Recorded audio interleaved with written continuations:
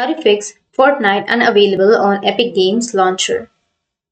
So if you want to fix the Fortnite Unavailable on Epic Games Launcher, then what you need to do is just go with your Epic Games Launcher. Here you will have the Epic Games Launcher.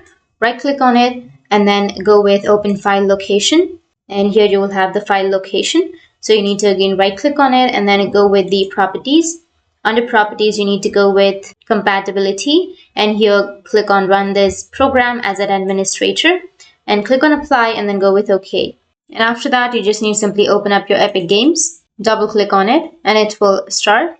So it will install the updates. Just wait for some time. And after that, the second way is you just need to simply open up your Epic Games launcher. Once you open it up, you need to go with the profile, which is on the upper right, and then go with the settings option. Under settings, you need to scroll down and go with an option which is edit vault cache location, and go with the reset option and then go with apply.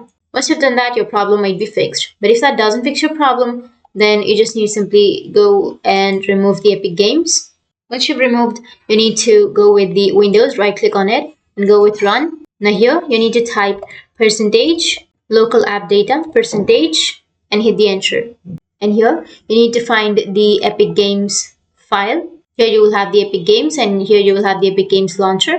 You just need to simply right click on it and then go with delete.